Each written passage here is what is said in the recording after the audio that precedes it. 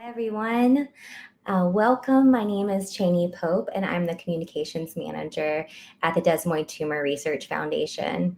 As you know, September is Desmoid Tumor Awareness Month, and we are closing out this special month in such a big way today. We encourage you to visit our website for resources and facts to help you raise funds for desmoid tumor research efforts and amplify messaging about desmoid tumors all year long. Now, thank you to our sponsor for tonight, SpringWorks Therapeutics, for supporting this live event. We are so thankful for your ongoing support. And now we've arrived at the moment we've all been waiting for. I'm excited to introduce you to our special guest, Tiffany Braswell, who will be sharing her desmoid tumor journey with all of us tonight. Before we begin, please remember the desmoid tumor patient and caregiver experience is vast and varied.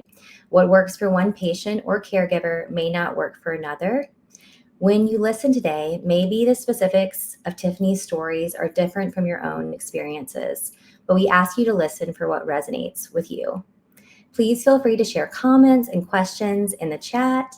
After our conversation with Tiffany, we'll highlight a few of those questions from our community. Please feel free to just drop whatever you feel and give Tiffany some love throughout this live event as well. This community is irreplaceable, and we just thank you so much for attending this special event. Now let's welcome Tiffany to the stage. Here she is. Hi, Tiffany. How are you? Hi. I'm so thankful that you're here, and we just are so grateful that you are taking the time to be with us today and talk to so much of the Desmoid community. Yes, thank you for having me. So let's get into it and just start at the beginning. I know, we talked a lot and prepped in sharing your story, but you've had a couple experiences recently where you've been more open about sharing your story. So can you tell us a little bit about your desmoid diagnosis? Sure. So I was originally experiencing symptoms in around 2016, 2017, but I wasn't officially diagnosed until May of 2024. Oftentimes I would experience like a range of motion with my leg. I would describe it as feeling like an overcooked noodle that was very, very weak. Um, and with that, it just impacted my day to day very much. Absolutely. And you mentioned that your desmoid tumor is located in your leg. Can you give us a little bit more information about how large your tumor is? How large was it at diagnosis? Yes, so my tumor is in my left leg, thigh and calf area. Mhm. So the thigh area is about 18 centimeters and my calf is about 5. Currently still the same size, and that was same as when diagnosed. Okay.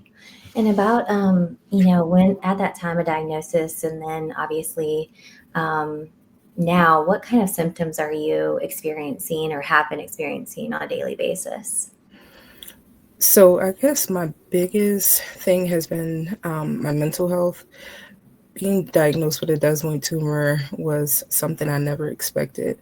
For years, I was fighting because I knew something was wrong with my leg, but I wasn't too sure exactly what it was. So being pushed away from physicians who are trained to care for patients, um, it impacted me significantly mentally. Also, not having a diagnosis for so long that impacted me significantly. I was in pain every single day, to the point where even taking a shower was unbearable at some times. So, just trying to fight for a diagnosis and finally getting one, it really hit home. It was a blessing and a curse.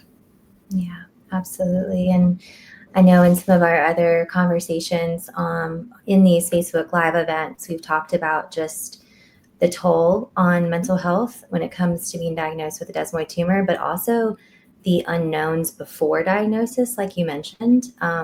What were some of the fears you had in those moments, if you go back to that, that may help some people today? I think as a mother, I was extremely overwhelmed just thinking about the thought of not being able to care for my daughter properly. With her being so young, she is extremely active. So I was very, very much so impacted about not being able to keep up with her. So that was something that weighed on me. But again, just being able to connect with other patients and finding resources to support you through a process such as a diagnosis of a desmoid tumor has been amazing for me. Absolutely. And we're going to definitely get into more mental health advice and just experiences you've had because I've been so honored to listen to your journey and how you found the resources that truly have helped you, especially finally finding that diagnosis. Like you said, a blessing and a curse. You're so relieved that you finally have a definitive diagnosis, but then the next steps start to set in. So tell me a little bit about what were those next steps after diagnosis? For me, so many things were thrown at me. I couldn't process it. To the point I had to tell my doctor, like, please allow me some time to process everything that has been stated in one office visit. With that, I also had to seek out therapy for myself because I just didn't know. The unknown was just too much for me. So I did seek therapy for myself as well. Absolutely. And it's, it's so multifaceted of what a diagnosis brings into what other, not only what treatments you're having for your desmoid tumor, but also the other therapies and the other needs for the day to day that have to make an impact on your ability to improve your quality of life. I know one of the biggest things has been how you manage not only your daughter and caring and loving her and also carrying the weight of working um, with a desmoid tumor. Is there anything you want to share about or give some advice if people are going through a diagnosis or going through treatments and balancing that work and family life? Sure. Definitely take care of yourself. Always remember that you should come first. The job will be there. You definitely have to take care of yourself with such a complex diagnosis with no cure. You want to ensure that your mental health is there. For me, I poured into work for many, many years, and sadly, I had to come out of work for quite some time to focus on myself because I feel like I'm the type of person that once I put myself to something, I'm dedicated, and that's what I was for work. So I had to take a step back and think um, for my own mental health to take care of myself.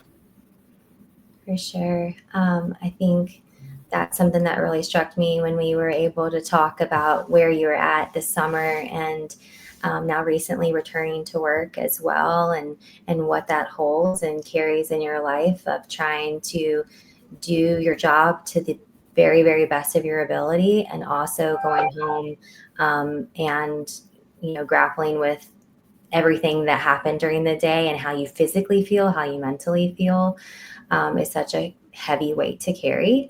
And I would love for just a minute to kind of go back to um, after you were definitively diagnosed. How did you talk to your friends and family about your diagnosis, and what were their reactions?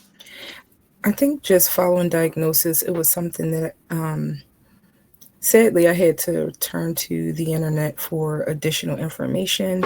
My team didn't give me, I feel like, the information I wanted to be able to have a elevator speech to explain what a desmoid tumor was. So finding resources and connecting with the DTRF definitely gave me ways to explain. So explaining to my friends and family was one of the many challenges. Still explaining each day. They're mentioning words and things, just trying to figure out like what is really going on with you. Like you present well, but you're saying, you have this tumor. So with that, I think it was extremely hard for my family as well, because I come from a religious family. So they wanted watch and wait, and they wanted me to take natural routes, but they failed to realize how much the diagnosis and just being in pain for so many years impacted me physically and mentally. So I had to make the decision that I thought was best for me in that moment and long term. Of course. And I think that is a huge takeaway from your story, Tiffany, is about how you've advocated for yourself at every turn. And it's not just advocating to your doctors, even though that's a huge, huge part of your story, but advocating among your family and friends. And you mentioned like the elevator pitch, which I love that you called that out, because I feel like so often we have these conversations on our team about how there feels like there isn't an elevator pitch, because desmoid tumors are so complex and so nuanced and so hard to understand and explain to other people. And it's so important to have resources you can point people to take that burden off of you as well, so that they can do their own research if they're able to, and if they're not, you're able to make your own decisions as your own advocate. But it's just really, really difficult to understand, and then try to communicate that yourself on top of being in pain and top of making enormous decisions for your life. I think that one of the things that we've talked a little bit about, but I'd love to hear your take on it. Did you have a multidisciplinary team when it came to your desmoid tumor? Did you see multiple specialists, or what was your experience like with your team of doctors? Yeah, so when I had my first biopsy, they only got a confirmation out of the smaller tumor in my calf. So at that point, they said that it had to go to a tumor board where they reviewed my entire case. So yes, it did go to the multidisciplinary team. Um, and the recommendation was for me to have an additional biopsy of my thigh, which is very firm. So during the biopsy process, they were pushing and pushing to get a proper sample, and it was also confirmed to be desmoid tumor. Absolutely. You recently, I know we got to see each other in person for the Together We Will weekend in Chicago, and well, I love to talk about this multidisciplinary team approach, because it leads to more options for patients and better outcomes as far as recommendations for treatment or care or another biopsy, to make sure that you get a definitive diagnosis. And we just talked a little bit about how important that is, but you got to witness a mock tumor board in person at Together We Will. Share a little bit about your reaction to seeing that in person. Being able to see that in person was very enlightening. It just goes to show that there are people out there who are advocating for the best treatment for desmoid patients. Um, One doctor may suggest that their approach to a desmoid tumor is the best approach, and then you have someone else that's saying, no, let's do this. So getting down and being able to have multiple doctors review your case, it was very enlightening. Absolutely. I'm always blown away, about that dialogue. And we have multiple recordings of mock tumor boards on our website, at dtrf.org, in our video library, if you'd like to check it out. And soon we'll have the recordings for the 2025 annual patient meeting, where that mock tumor board will be in our library too. So you'll get to see exactly what Tiffany got to witness in person. But just the dynamics between doctors and the ability for, like you mentioned, different opinions to come up, for them to dialogue about it, to make sure that they're making sure they have the patient's quality of life in mind, their well-being, not just a certain opinion or a certain modality that they're used to. They're able to bounce it off colleagues and make the best decision possible. But it's often something that patients don't really know or don't hear about behind the scenes. So I think it's a wonderful example of also being able to see it in person and then ask questions. The audience was able to ask questions as well of all the doctors on the panel. So I think that this is, a time where I want to remind too everybody just to drop some comments and questions and just thank you guys for being here. We're talking with Tiffany today, and in honor of Desmoid Tumor Awareness Month, which has been going on all of September. And we just thank her for being here, for sharing part of her story. Obviously, we wish we could talk so much longer to get more of the details, but she shared about her diagnosis, about how long it took to receive that diagnosis and the unknowns. Also, how she's been able to share her story recently in our patient panels at Together We Will. We'll get more into that in a bit. And then also just kind of diving into the mental health side, which we're going to get into right now. So please feel free to drop comments, questions, and we'll get to those in the last 15 minutes of our live today. So let's get back to the mental health piece, because I know you are such a mental health advocate, and then this diagnosis propelled you in such different ways. So first, what support systems right now do you have on a regular basis that have made a difference in your mental health? Yeah, so as I said, I was definitely drawn to therapy for myself, to just address all the things that were thrown to me after diagnosis, and even things before. So grateful for the DTRF and the resources they provide. I was able to get to the Desmoid Project and do a retreat with them, do a support group with them, which was amazing. Connected me to patients like myself who I would have never connected with in person. So that was great, being able to continue to go to two organizations that are in this fight for patients, for desmoid patients. So just doing that to keep myself grounded. Also, just tapping into like some things that I enjoyed from childhood. So, some embroidery, some journaling, just to be able to get some thoughts out, has been very, very helpful for me. Yeah, thank you so much for sharing that. I think that there's so many resources, but also when you hear somebody that's going through something similar to you and they've done it and they've seen an impact, it just makes all the difference for somebody to take that first step, to ask for help, to get support, to start therapy. It's a huge deal, right? There's a lot of fear that's wrapped up in putting yourself out there and trying something new when you're hurting. So what made you take that first step toward therapy and toward the Desmoid Project too, of getting extra support? What was the turning point maybe that made you do that? I think I just felt it. I knew I would not get through diagnosis without the support of others, because I was for a while doing a lot myself, um, pushing people away just because they didn't understand me. So connecting with community was extremely helpful. That that it just changed it for me. It was just like someone understands what I'm going through every single day.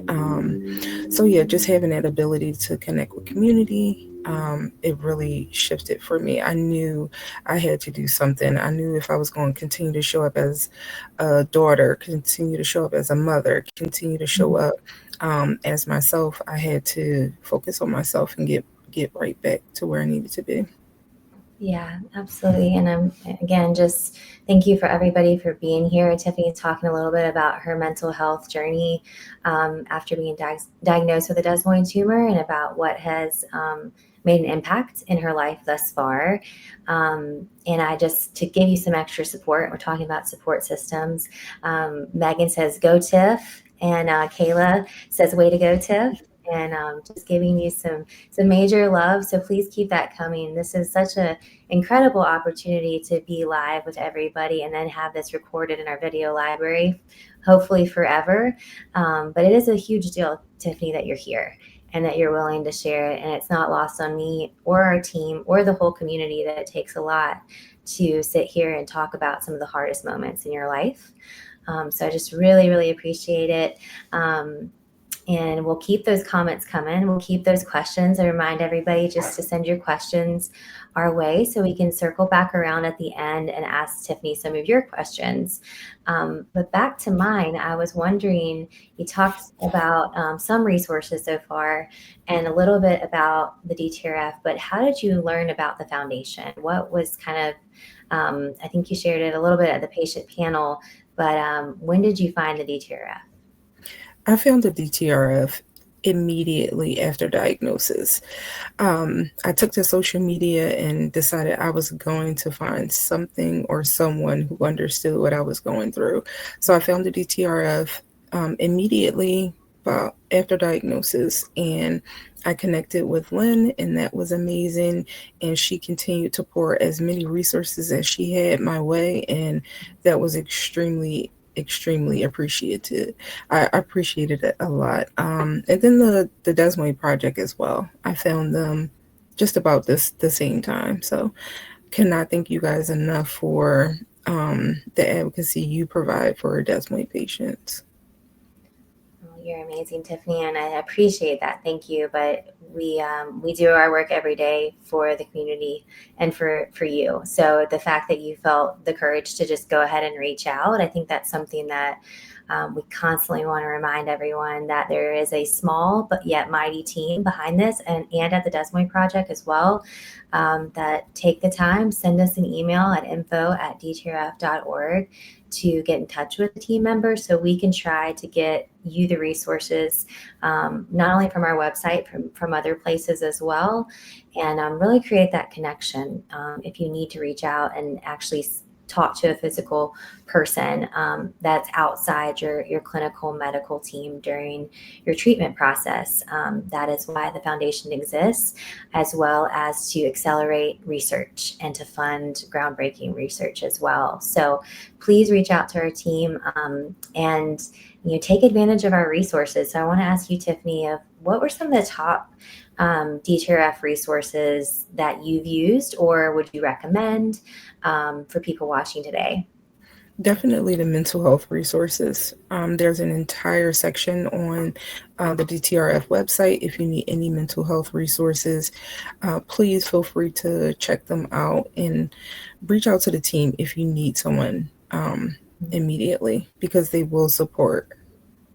Yeah, that's wonderful. I think the website is very, very dense, and we have lots of conversations about how to get the best resources front and center for the Desmoid community. And we have so many different tools and ways to search on there to find hopefully what you need. But if there's something that is missing, if there's a resource that you have used or something that you want to point our team to, please let us know about those things too, because we want to make sure that we're getting the best resources and to the community in such a timely way as research changes, as other treatment options continue to change. We want to make sure that we get that on our website because it is really a clearinghouse for any and all desmoid tumor related information and research. So I really appreciate you giving your own take on the mental health resources, which has its own designated page, like Tiffany mentioned. And if you ever can't find something, just reach out to info@dtrf.org as well. Now, some of my favorite parts of your story recently is that we got to see each other in person in Chicago at Together We Will just a couple weeks ago. And it was your first time there, and I would just love to hear a little bit about your experience from the start to finish of the weekend. So to start of the weekend, I sat on a patient panel with physicians and researchers who you would never think these people are there behind us. They're coming behind desmoid tumor patients like an army. They were there to listen, they were there to encourage, they wanted to hear from desmoid patients what we needed, the support we needed, areas in which they can support us. So that was amazing just sitting there. And I think having desmoid patients speak directly to them, it was amazing because they just listened. They just wanted to hear how they could support us. Then the second half of the weekend, sitting on another panel. So that was patients and caregivers. That was amazing as well. Just being surrounded by community, people who understood the journey. They walked the walk before me, some people who were diagnosed after me. But just having that common, we're in this together was amazing. For sure. And Tiffany just mentioned that she was one of three on each day, one patient panel at the research workshop, which is just for clinicians and researchers each year. And then the annual patient meeting also had a patient panel with three patients this year. And this is the first time at the DTRF that we've ever done this as a part of the weekend. So Tiffany was brave enough and willing enough to sit on both of the panels along with the amazing patients that joined her, just to share lived experiences and honesty in just such a raw form in front of everyone, which was incredible. And we heard from countless doctors, researchers of what a big impact that panel was for them. So I hope that the panels are here to stay and there's something that we continue to do. And there will also be a recording of those panels in our video library in the coming weeks. So be on the lookout. If you don't already get our newsletter, we have a bi-weekly newsletter that you should get all the updates from the DTRF. And when those videos are available, they'll be posted in that newsletter as well. As far as the weekend goes, Tiffany, was there any speaker, any researcher, clinician that you heard from, that you took away a lot of information that you want to share with everybody? So definitely physiatry, having that and just someone speak about rehabilitation. I think as a young patient with a tumor, I didn't think about resources that could support me with daily living. So just having someone come and say, "Hey, it's okay if you need help with these daily tasks. That's what we're here for. We help to, make sure that your quality of life is where it should be, especially being a young tumor patient." Mhm. Absolutely. I know we talked about that takeaway, and it was the first time we had a physiatry team that spoke at the annual patient meeting. So be on the lookout for that video as well in the coming weeks. And such an important topic that hadn't been tackled yet at the weekend. um, I think that every time, I get to be with patients and caregivers in person. It's usually around the community networking event, and this year we were able to group patients by tumor location. And you had an amazing group. Was there anything from those conversations with fellow patients that? What was your kind of takeaway from that moment? I think that was a huge takeaway. Just being able to talk to someone who has a tumor in a similar area as me, we were able to connect like, yes, you experienced this and I experienced this as well. We were able to bounce resources off of each other. We were able to connect and stay in touch, which was great. We also just said, motivational things to each other. We were able to pull out some quotes that we live by. So that was great. Yeah, just being able to connect with those people who have that tumor in just about the same area as me was amazing. For sure. I think that, just overhearing some conversations, but also the questions that were asked later of the doctors, and just how different, despite tumor location being similar, how different treatments are, and how, Mhm. again, how complex desmoid tumors are, that no person's journey by any means is exactly the same. So being able to sit down and bounce those things off of each other was just an incredible thing for me to witness, from my perspective. So I'm so glad you felt the same way.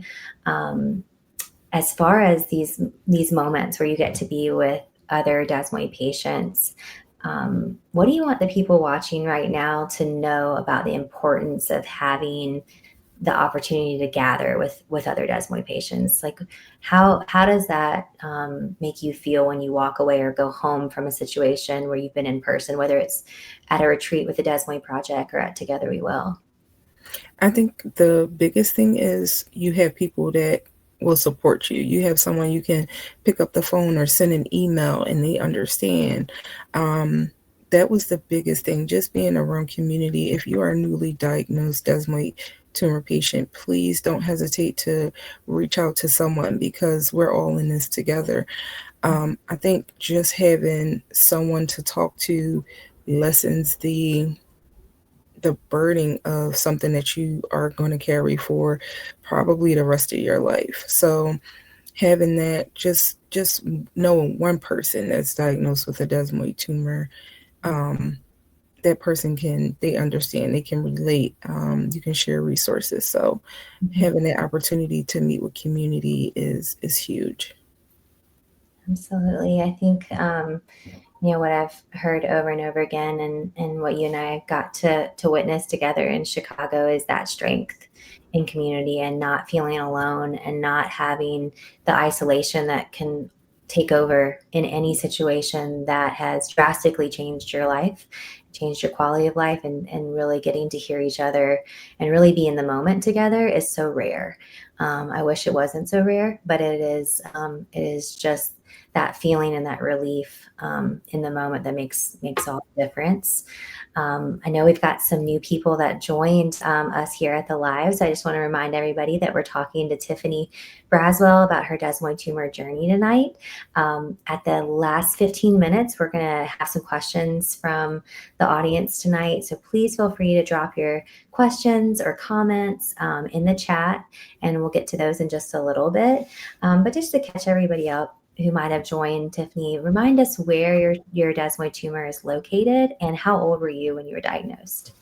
So my desmoid tumor is located in my left thigh and calf area, and I was 34 when I was diagnosed. I first started noticing symptoms when I was around 28. Mhm.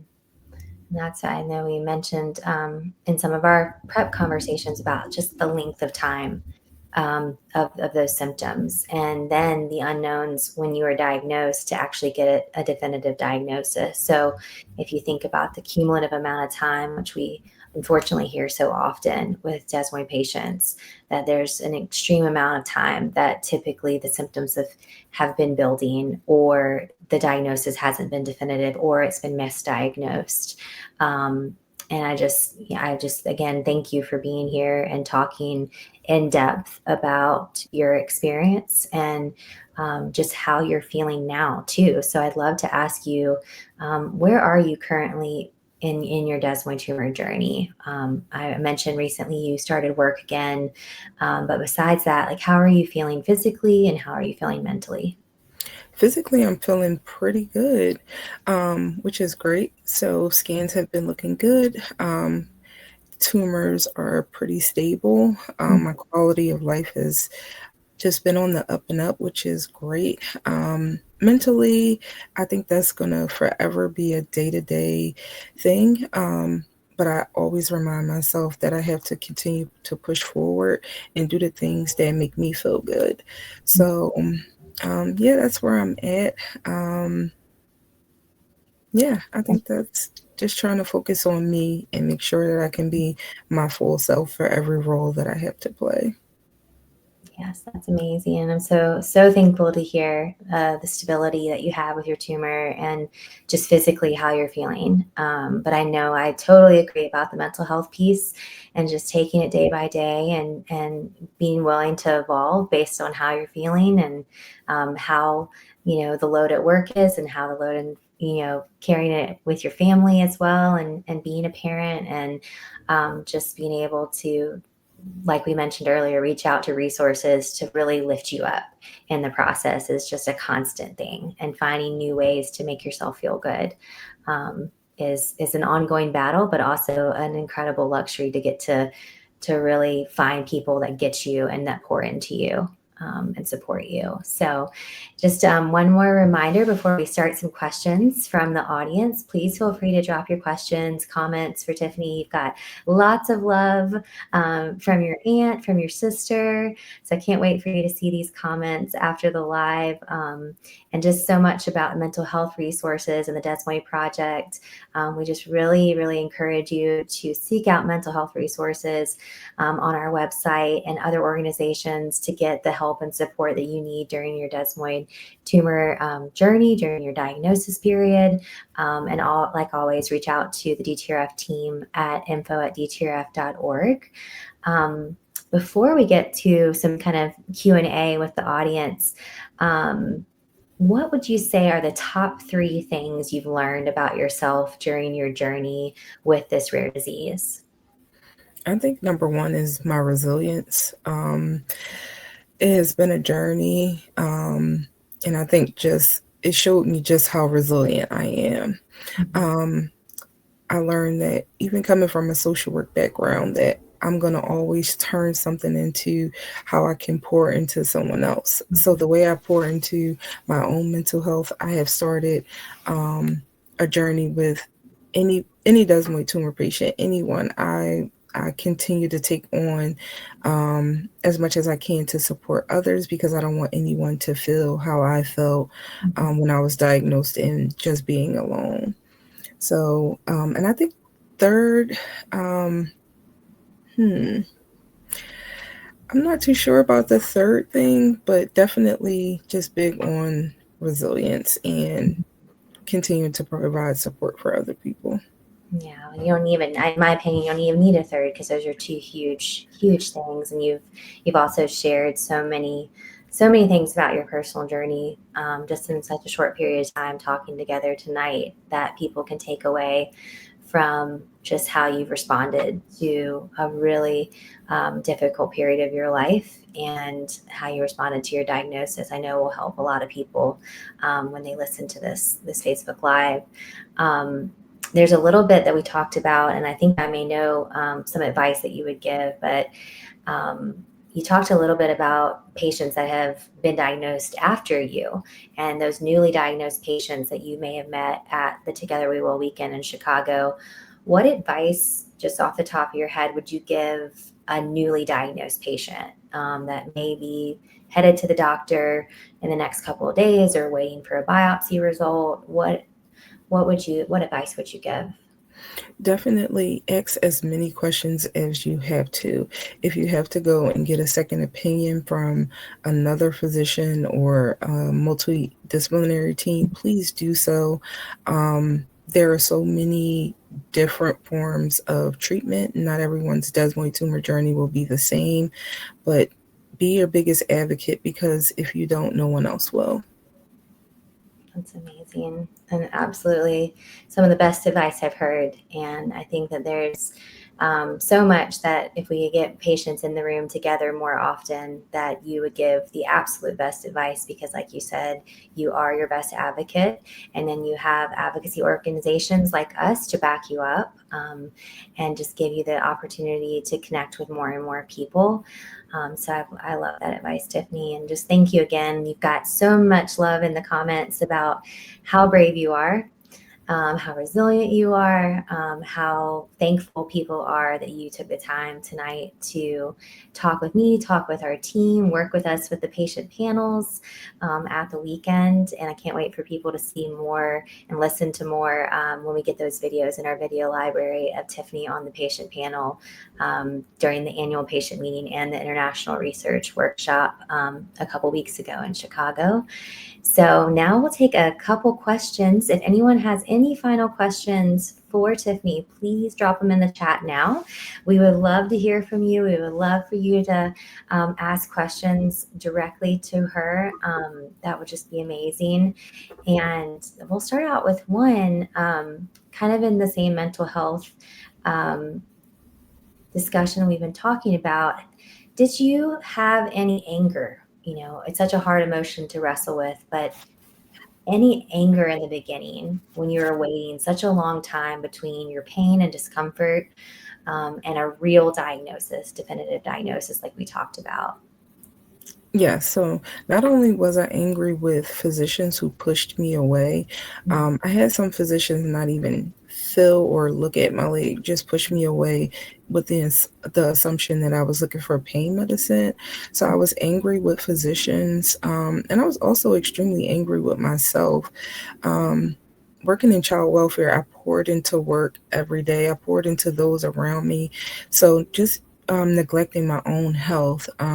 So yes, I was angry. I feel like I'm still angry, and I think that mental health piece is huge because it's not going to change overnight, but it definitely gives me resources to process a lot of what I was going through, not being diagnosed for so long. I'm sure. And I know you mentioned there's, obviously lingering anger, and it's such an important emotion, such a hard emotion to wrestle with. And how did you really, was there a breakthrough moment, or was there a moment that you were able to come to terms with it, that might help somebody else that might be in the same space? Um, I think you just have to give yourself grace. If you're in that angry stage, you have to give yourself grace. You have to look at it as, life had to go on. You did what you did in that moment, but just giving yourself grace, especially with such a complex diagnosis. So that's what I tell myself. I just have to Yeah, give myself grace. Not every day is going to be as simple as yesterday. Something else may come up. So giving yourself grace and just knowing that this is hard, something hard to deal with. absolutely. I think we're going to wait just a couple more minutes. If anyone has any other questions for Tiffany, please drop them in the chat. There's so much, like I said, there's so many amazing comments, and just keep those coming too. But if you have any final questions about Tiffany's journey or anything she shared tonight, please let us know and drop those in. As far as, what we talked about tonight, we talked about so many amazing things in a short period of time. I think that what I'd love to go back to is, we've obviously talked about mental health and the resources you were able to use, which are going to be so important for people to learn from and listen to tonight. Um, but where is, if there's any gaps, or if there's anything that you can think of that you wish you could have more of, or wish patients would have more support in, is there anything that you can think of, um, that you hope will be more impactful for the patient community? Yeah, and I know we spoke a little bit about physiatry and what they do. So I think just those things that support us through quality of life would be great to see. Mhm. Um, yeah, I think that would be extremely helpful to patients. For sure. I'm just feeling, I think that what comes up for me, Tiffany, too, is just people don't see the day to day, right? So they don't see the quality of life that's being diminished day to day. People that see you very infrequently, or may just be colleagues or coworkers, don't see you at home, and the symptoms and the feelings that are constantly, coming up. And also just how you're able to live your day-to-day life in pain, and the toll that that takes, which is very, very invisible, right? So I think that that's so important. And like we mentioned, the physiatry video from the Together We Will weekend, the patient meeting specifically, will be the recording will be in our video library as well. I think we have a couple more questions. Um, what kind of support do you look forward to from your loved ones, so they can show up for you better? What would be something that they could do? I think right now I'm just continuing to outride this alone. I'm not looking to go back to um, a place where I needed support. So I think just right now it's just me in this ride. So I'm not really looking for support from my loved ones.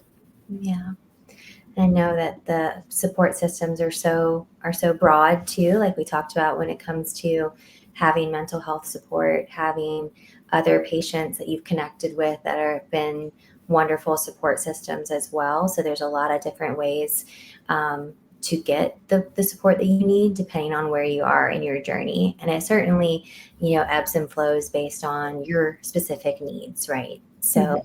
that's always so important to consider, when your loved one is going through something, as difficult as a desmoid tumor diagnosis and treatment, that they're responding to the needs that they have at that moment, and the support that they need from a lot of different people as well.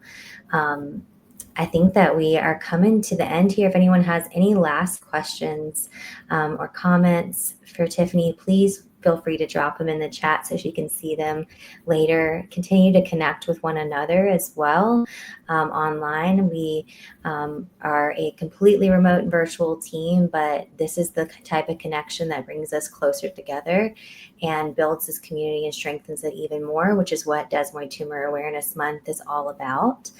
So I thank you so much, Tiffany, for being here and just being vulnerable and taking the time to talk with us, to be a huge part of the DTRF when it comes to showing up like this and being willing to share your story with the community. I just thank you for being here. Thank you so much for having me. Yeah, absolutely. All right, guys, it's time for us to wrap up tonight. I thank you for all your comments and questions. Tiffany, again, thank you for being here and sharing your story. I loved getting to spend time with you in Chicago and today, and I can't wait to keep in touch in the future. Yep. Thank you so much. All right, everybody, as we close out 2025 in the next few months, we want to be sure you don't miss a beat when it comes to desmoid tumor news and DTRF updates. Please be sure to subscribe to our newsletters. You can go to dtrf.org to do that and just get in all the information that you can about the foundation's updates and events. Thank you so much for tuning in today in honor of Desmoid Tumor Awareness Month. Don't forget to share this recording and others in our extensive video library at dtrf.org to continue spreading desmoid tumor awareness all year long.